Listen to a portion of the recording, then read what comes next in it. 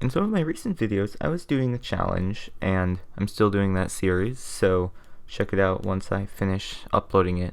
But in that data pack, there was a thing that made it so that whenever you take damage, a creeper appears in front of you. And this is what that looks like.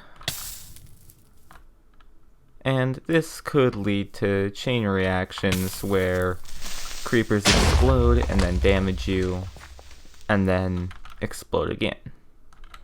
And I was thinking, how could I make this much, much worse?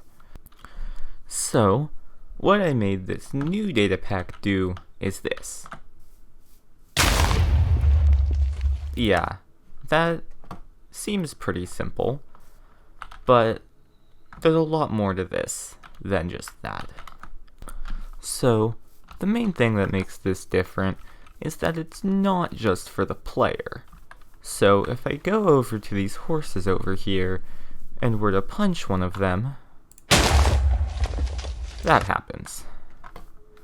And this applies to every entity in the game. It basically just makes everything into end crystals. So, for example, if I place a zombie here and an iron golem here, the iron golem will obviously want to attack the zombie. That was disappointing. That's ignore that. But if the zombie does hit it, it gets rocketed into the air, and I don't know if we're gonna be seeing that again. Another thing caused by this is that if you have a large group of zombies or other undead mob, when you set the time to daytime, they all instantly explode, and this is because they get set on fire. So they just all immediately die. Now, you might think that if you get as much resistance as you can, that you'll be able to survive this. So, I have full blast protection for netherite armor, a potion of the Turtle Master which gives resistance 4, which is the highest level of resistance you can get in survival mode, at least to my knowledge, and an enchanted golden apple, which is extremely rare, as you probably know. So you might think, yeah, with all of this, surely I'll survive. But that's not really true. So if I eat these up and fall down, yeah, you kind of just get rocketed into the sky. But you still have to come down. And eventually you will. Even if you do survive the fall down, the damage will just shoot you up again, and you'll just do that until you die or can get to a body of water safely. Now, you might think that everything about this is bad, but if you're being chased by a pack of ravagers, as you might be, it's actually, you can just use snowballs as an easy way to get rid of them. Just shoot a snowball, and they turn into a rocket ship. I mean, I don't have the best aim. How did that not hit it? But, I mean, yeah, you can just easily kill anything with just a snowball. No. Just don't let it get too close to you, or you'll going down too.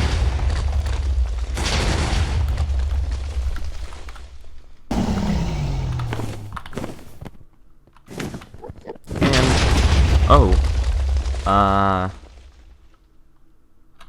I was gonna have a clip here about how you can defeat the Ender Dragon with a single snowball, but right as I was about to do that, the dragon just exploded on its own. I mean, I guess this kind of proves my point, which is that it makes the Ender Dragon easier, but like, I mean, you can defeat the Ender Dragon without doing anything. I literally was just standing there, waiting for it, and it just killed itself. Oh no. Oh yeah. No, you can't do that to Endermen. They're probably one of the more dangerous mobs. I mean, they're already dangerous, but you know.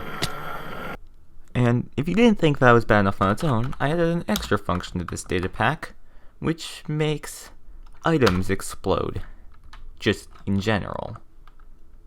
So, if you throw an item on the ground, that happens, and then let me just turn down my sound. Then let me just turn it down more.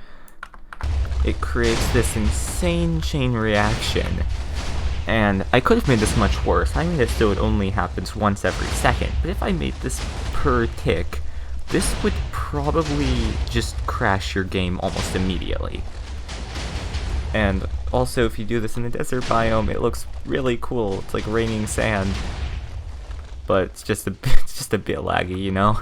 I mean, why would this... Oh my god, that sand is so slippery over there. It's just like sliding. So actually, this is pretty cool looking, but like...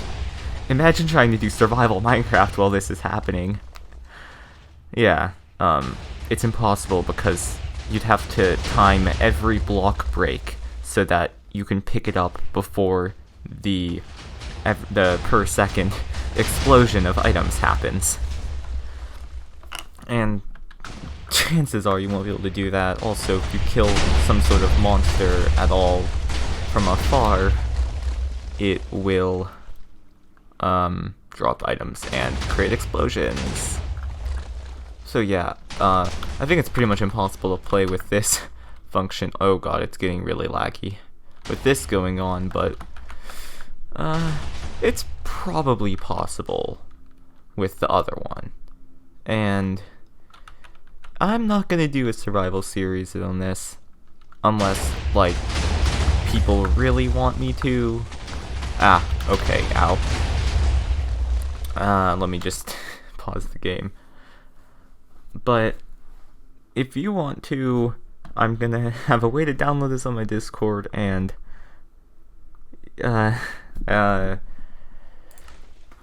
if you want to take on the challenge and try to defeat Minecraft where anything taking damage instantly explodes.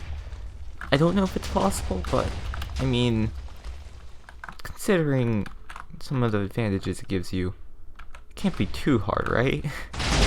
I mean, it's not like anything that takes damage will explode and cause massive damage and chain reactions and destroy any items it drops, or like, you know, anything like that, you know.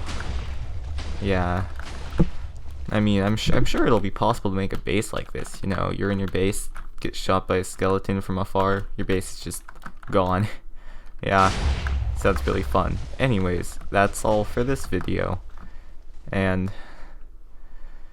I wonder if anyone will actually do this.